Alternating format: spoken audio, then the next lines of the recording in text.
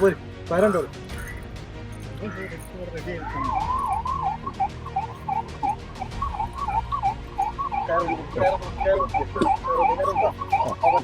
വണ്ടി വേറെ വിഷയമല്ലോ.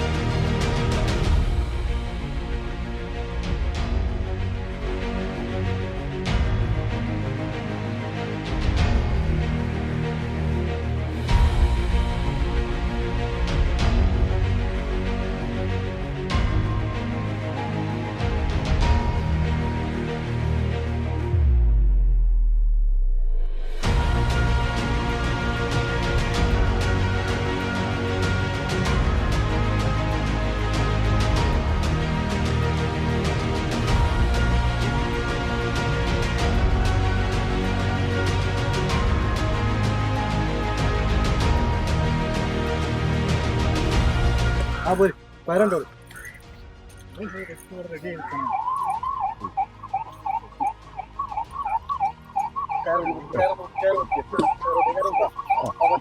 വണ്ടി വേറെ വിഷയമല്ലോ.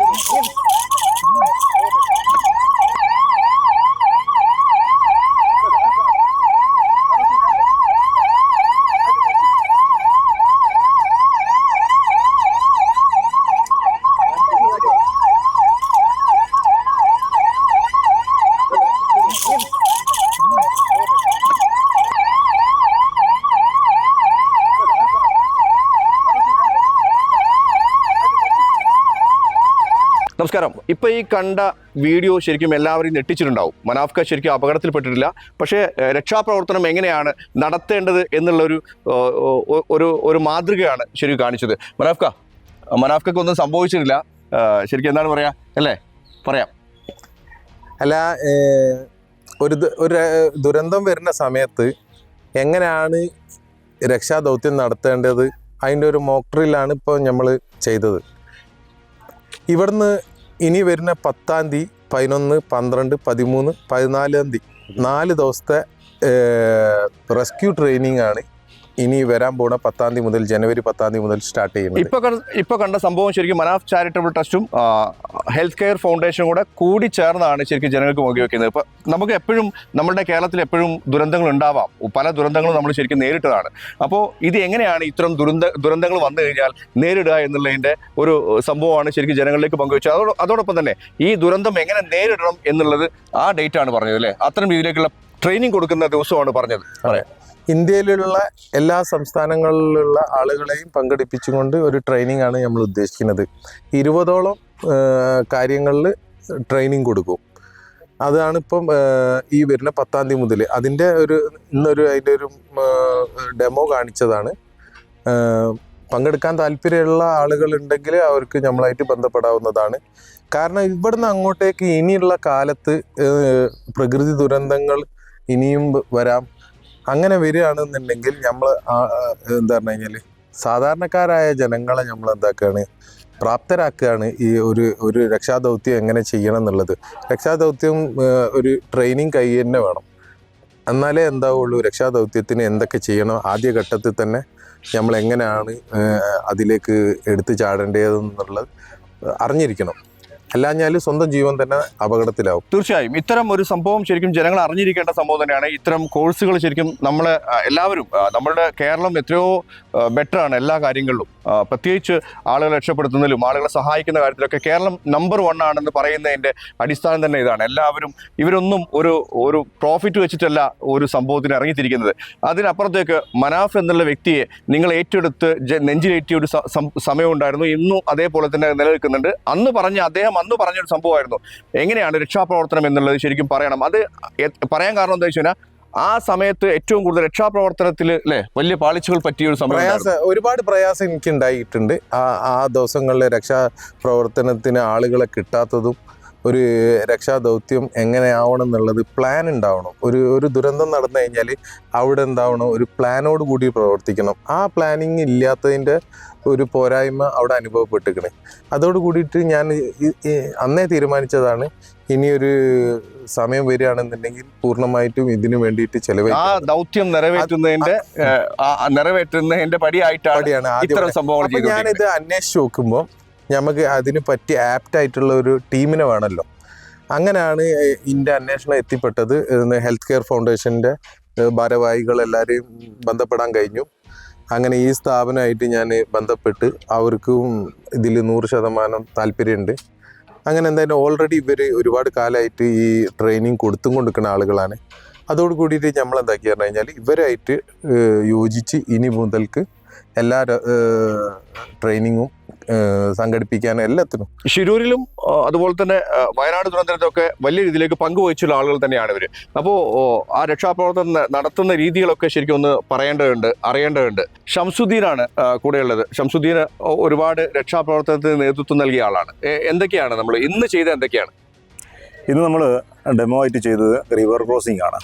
നമ്മൾ റിവർ ക്രോസിംഗ് ചെയ്യുന്ന സമയത്ത് എങ്ങനെയാണ് നമ്മളൊരു റെസ്ക്യൂ പ്രവർത്തകനെ ഇത്തരം സന്ദർഭങ്ങളിൽ ഒരു റിവർ ക്രോസ് ചെയ്യുക, റോപ്പ് ഉപയോഗിച്ച് എങ്ങനെ ക്രോസ് ചെയ്യുക എന്നുള്ളതും, അവിടുന്ന് വിക്ടിമിനെ എങ്ങനെ നമ്മളൊരു സ്ട്രക്ചറിൽ വെച്ചിട്ട് പുറത്തേക്ക് കൊണ്ടുവരിക എന്നുള്ള ഒരു ഡെമോ ആണ് നമ്മൾ കാണിച്ചത്.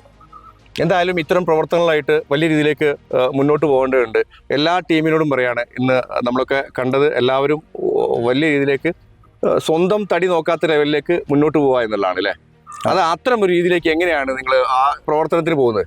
നമ്മൾ സ്വന്തം തടി നോക്കുക എന്നുള്ളത് വലിയൊരു കാര്യമാണ്. അത് സ്വന്തം തടി സംരക്ഷിച്ചുകൊണ്ട് തന്നെ നമുക്കെങ്ങനെ രക്ഷപ്പെടാം, ഒരു ദുരന്തത്തിൽ നമ്മളെങ്ങനെ പെട്ട് കഴിഞ്ഞാൽ നമുക്ക് എങ്ങനെ രക്ഷപ്പെടാം, പ്ലസ് എങ്ങനെ മറ്റുള്ള ആളുകളെ രക്ഷപ്പെടുത്തുക എന്നുള്ള പ്രാക്ടിക്കലി ഉള്ള ട്രെയിനിങ്ങുകളാണ് നമ്മൾ 2010 മുതൽ ഇന്ന് വരെ നമ്മൾ ചെയ്തുകൊണ്ടിരിക്കുന്നത്. ഈ ഒരു നേതൃത്വം ഉണ്ടല്ലോ, ശരിക്കും ഇത് എങ്ങനെയാണ് കോർഡിനേറ്റ് ചെയ്ത് പോകുന്നത്? ഇത് ഞങ്ങൾ 2010 നമ്മൾ ഹെൽത്ത് കെയർ ഫൗണ്ടേഷൻ എന്നുള്ള ഓർഗനൈസേഷൻ ഡെവലപ്പ് ചെയ്തത്. അതിനുശേഷം 2010 ശേഷം നമ്മൾ ഡിസാസ്റ്റർ മാനേജ്മെൻറ്റ് മേഖലയിൽ ട്രെയിനിങ് എടുക്കുകയും പിന്നെ ആളുകൾക്ക് ട്രെയിനിങ് കൊടുക്കാനും തുടങ്ങി. ആ സമയത്ത് പല ആളുകളും നമ്മളോട് ചോദിച്ചൊരു ചോദ്യം, നമ്മുടെ കേരളത്തിൽ ഇത്തരത്തിലുള്ള ദുരന്തങ്ങൾ ഉണ്ടാവുമോ എന്ന് ചോദിച്ച് പല ആളുകളും നമ്മളോട് കളിയാക്കിയിട്ടുണ്ട്. പക്ഷേ അതിനുശേഷം 2018 മുതൽ നമ്മുടെ നാട് ദുരന്തത്തിൻ്റെ ഒരു നാടായി മാറി. നിപ്പ മുതൽ ഇങ്ങോട്ട് പിന്നെ കൊറോണ വൈറസ് മുതൽ അതുപോലെ തന്നെ നമ്മുടെ നാട്ടിൽ വിവിധ തരങ്ങളായ പിന്നെ പ്രളയങ്ങൾ മുഴുവനുണ്ടായി. ആ സമയത്താണ് ആളുകൾക്ക് മനസ്സിലായത് നമ്മുടെ നാട്ടിലുള്ള ഓരോ ആളുകളെയും ഈ ദുരന്ത നിവാരണ പ്രവർത്തനത്തിൽ എങ്ങനെയൊക്കെ സർക്കാരിനോട് ചേർന്നുകൊണ്ട് പ്രവർത്തിക്കാം എന്നുള്ളത് പഠിപ്പിക്കണം എന്നുള്ള ബോധ്യമുണ്ടായത്. അതിൻ്റെ ഭാഗമായിട്ട് ഞങ്ങൾ കേരളത്തിൽ അങ്ങോളം ഇങ്ങോളം ഏകദേശം 10,000 ആളുകൾക്ക് നമ്മൾ ട്രെയിനിങ് കൊടുക്കാൻ കഴിഞ്ഞിട്ടുണ്ട്. അതുപോലെ തന്നെ 100-ലധികം നമ്മുടെ വോളണ്ടിയേഴ്സ് ഉണ്ട്. നമുക്കറിയാം ഷിരൂരിൽ ബഹുമാനപ്പെട്ട മനാഫ് ഖാൻ്റെ കൂടിൻ്റെ ആ ദൗത്യത്തിൽ ഞങ്ങളുടെ അംഗങ്ങളും പങ്കാളികളായിട്ടുണ്ട്. എന്തായാലും ഞങ്ങൾക്ക് അതൊരു വലിയൊരു ഒരു പിന്നെ സന്തോഷമുള്ളൊരു കാര്യമാണ്. ഇത്രയും ദൂരം ഞങ്ങളവിടെ പോയിട്ട് അതിൻ്റെ അംഗങ്ങളാണ് നമ്മൾ കൂടെയുള്ള ആൾക്കാർ. മാത്രമല്ല വയനാട്ടിലുള്ള ദുരന്തത്തിൽ, അതുപോലെ ഞങ്ങൾ തൊട്ടടുത്തുള്ള കരിഞ്ചോല ദുരന്തമാണ് നമുക്ക് ആദ്യം നമ്മൾ ഈ രക്ഷാപ്രവർത്തനത്തിന് പോയത്. ആ രക്ഷാപ്രവർത്തനത്തിൽ നിന്ന് ആദ്യം മുതൽ അവസാനം വരെ, അതുപോലെ വയനാട്, കരിഞ്ചോല, പിന്നെ പുത്തുമല, എല്ലാ ഇടങ്ങളിലും നമ്മുടെ രക്ഷാ ദൗത്യത്തിന് നമ്മുടെ വോളണ്ടിയേഴ്സിനെ അയക്കാൻ നമുക്ക് കഴിഞ്ഞിട്ടുണ്ട്. അതുമാത്രമല്ല, നമുക്കറിയാം ഇന്ന് ഇത് രാഷ്ട്രീയ സന്നദ്ധ രാഷ്ട്രീയത്തിൻ്റെ യുവജന സംഘടനകൾ, മതപരമായ ആളുകളുടെ യുവജന സംഘടനകൾ, ഇവർക്കൊക്കെയും നമുക്ക് കൃത്യമായ ഒരു ട്രെയിനിങ് കൊടുക്കാൻ കഴിഞ്ഞതുകൊണ്ട് ചൂരൽമലയിലുള്ള ആ ദൗത്യത്തിൽ കൃത്യമായി അവർക്കത് ആക്ട് ചെയ്യാൻ, കൃത്യമായി അവർക്ക് ആളുകളെ രക്ഷപ്പെടുത്താനും അതുപോലെ തന്നെ ഈ മരിച്ച ആളുകളെയൊക്കെ എങ്ങനെ നമുക്ക് കൊണ്ടുവരാൻ പറ്റുമെന്നുള്ളത് കൃത്യമായി അവർക്ക് ചെയ്യാൻ കഴിഞ്ഞു എന്നുള്ളതാണ് ഞങ്ങളുടെ ഒരു ചരിതാർത്ഥ്യം. അസീം ശരിക്കും ഈ പരിപാടിയെ കണ്ടുകൊണ്ടിരിക്കുക. അസീം എങ്ങനെ ശരിക്കും ഇതിനെ കണ്ടത്, കണ്ടത് എങ്ങനെ? ഞാന് ആദ്യമൊക്കെയാണ് ഇങ്ങനത്തെ ഒരു സംഭവം നേരിട്ട് കാണുന്നത്. അപ്പോ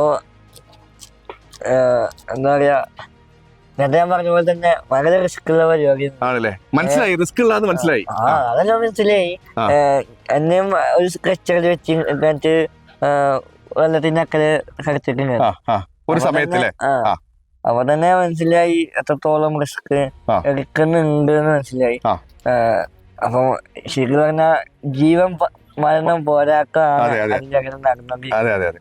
അപ്പം എന്തായാലും ഹെൽത്ത് കെയർ ഫൗണ്ടേഷന് ഇത്തരത്തിലുള്ള ഒരു നല്ലൊരു പ്രവർത്തനമായിട്ട് മുന്നോട്ട് വന്നത് ശരിക്കും പറഞ്ഞാൽ മറ്റുള്ളവർക്ക് വലിയൊരു പ്രചോദനമായിട്ട് മാറുന്നതാണ് ഞാൻ വിചാരിക്കുന്നത്. തീർച്ചയായും കേരളം ഒറ്റക്കെട്ടാണ്. ഒരു പ്രശ്നങ്ങൾ വരുമ്പോൾ വലിയ രീതിയിലേക്ക്, ചെറിയ രീതിയിലേക്കല്ല, വലിയ രീതിയിലേക്ക് ഒറ്റക്കെട്ടാണ്. മറ്റു സംസ്ഥാനങ്ങളെ അപേക്ഷിച്ച് കേരളം നമ്പർ 1 എന്ന് എപ്പോഴും നമ്മൾ പറയാറുണ്ട്. ആ പറയുന്നതിൻ്റെ അടിസ്ഥാനത്തിൽ നമുക്ക് എടുത്തു പറയാൻ കഴിയും, വലിയ രീതിയിലേക്ക് മനുഷ്യ സ്നേഹികളാണ് കേരളത്തിലുള്ള ആളുകൾ എന്ന് തന്നെ എടുത്തു പറയേണ്ടിയിരിക്കുന്നു.